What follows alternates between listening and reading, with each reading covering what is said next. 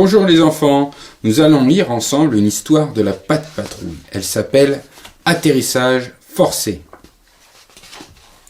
À la Grande Vallée, le soleil se couche tandis qu'Astrid s'entraîne à piloter son avion pour la rencontre aérienne qui va avoir lieu le lendemain.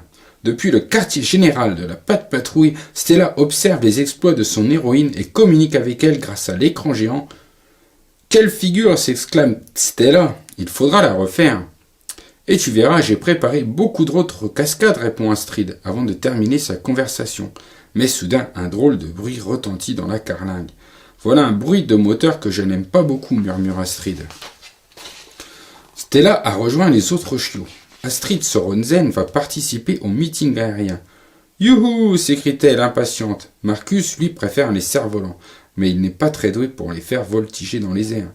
Car le sien retombe sur la tête de Rocky. « Tu devrais travailler des atterrissages, lui dit le petit chien. J'avoue qu'il est un peu brutal, rit Marcus. Un peu plus loin, Ryder et Ruben font du skateboard. Tout à coup, le portable de Ryder se met à sonner. C'est Astrid. « Ryder, mon avion a un problème de moteur, explique la jeune pilote. Toutes les aiguilles sont déréglées. Qu'est-ce que je peux faire demande Ryder. Je vais tenter un atterrissage à la Grande Vallée, mais la nuit va tomber et j'ai besoin d'une piste bien éclairée pour atterrir. Ne t'inquiète pas, Astrid, on s'en occupe. Aucune mission n'est trop dure car mes amis, ils assurent, répond Ryder, en appelant aussitôt ses chiots grâce à son portable. Patte Patrouille, rassemblement. Tous se précipitent dans la tour de contrôle avant de se ranger devant Ryder. Patte Patrouille au complet, annonce Chaise. Devant son écran géant, Ryder leur explique la situation. Astrid Sorensen est en danger. Elle doit atterrir d'urgence à la Grande Vallée. Stella, avec ton hélicoptère et tes jumelles numériques de vision nocturne, tu vas aider Astrid à se poser dans le grand champ derrière chez Yumi. Prête pour un petit tour dans les airs, répond Stella.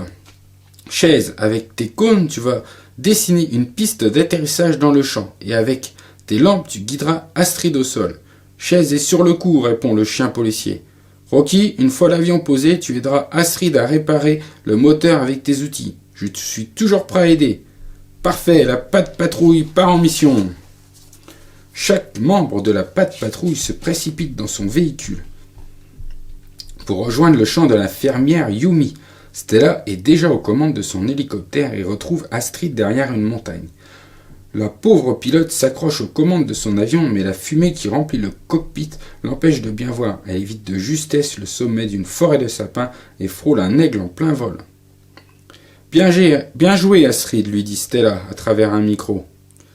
Contente de te savoir pas loin, Stella, lui répond Astrid. Au même moment, un nouveau bruit éclate. L'avion perd de plus en plus d'altitude. À travers l'écran de l'avion, Ryder essaie de rassurer Astrid. Ne t'inquiète pas, suis Stella, Chaise est en train de préparer une piste d'atterrissage.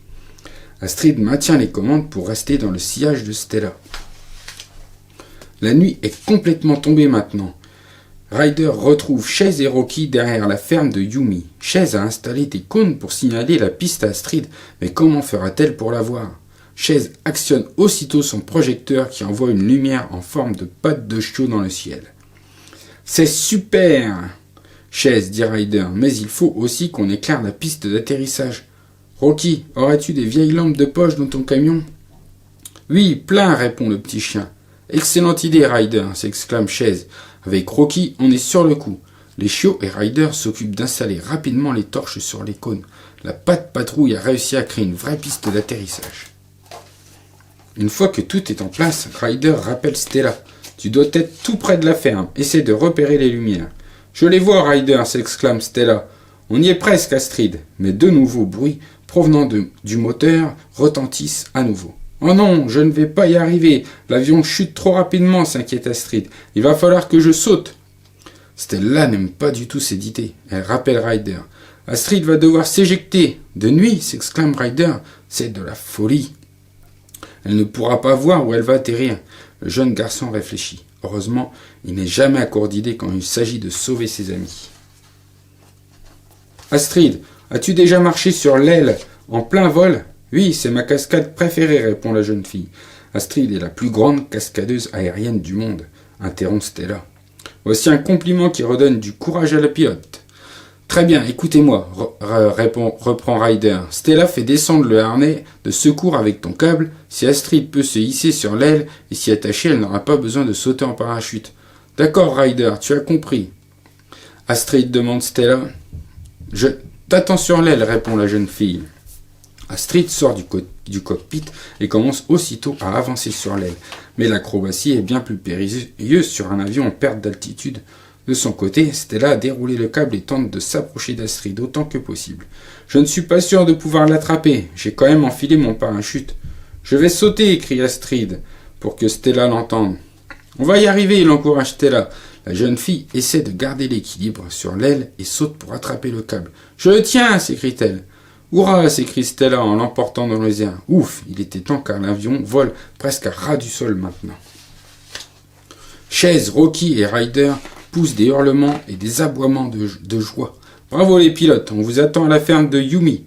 J'y suis presque, précise Stella. Mais le sauvetage n'est pas encore terminé. La patte patrouille doit se charger d'Emilia, l'avion d'Astrid. Tous les as de la voltige aérienne donnent un nom à leur avion, explique-t-elle à Ryder. Pas de problème, répond le jeune garçon. Je peux suivre Emilia la trace sur mon radar. L'avion se dirige vers la mer. Chase, allons vers la baie et ramenons-le avant qu'il ne coule. Chase est sur le coup. Ryder appelle Marcus. Je voudrais que tu examines Astrid pour t'assurer qu'elle n'a rien. C'est parti. La patte patrouille repart en mission, s'écrie Ryder en fonçant vers son quad. Stella dépose la jeune pilote en douceur sur le sol avant de repartir dans les airs.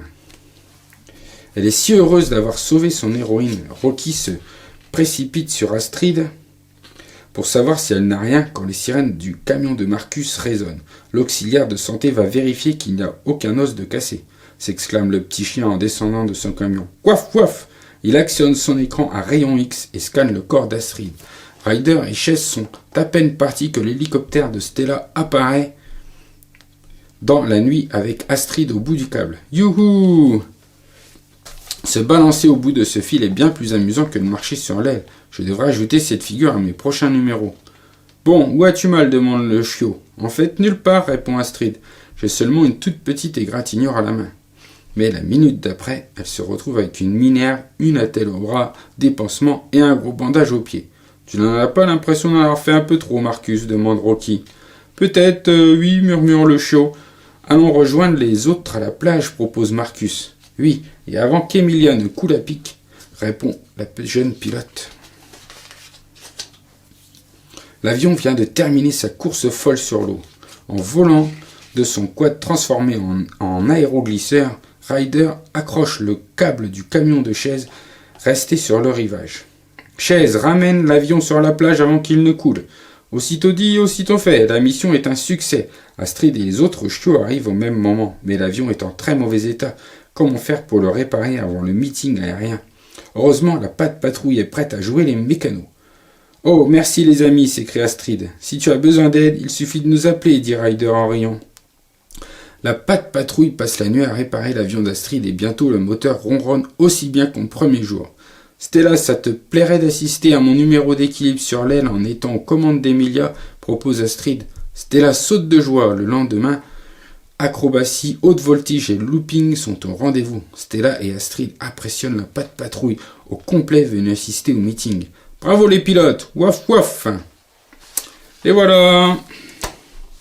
Merci d'avoir écouté cette histoire, j'espère qu'elle t'a plu. Si elle t'a plu, mets un pouce en l'air et pense à t'abonner pour recevoir les nouvelles histoires. À bientôt.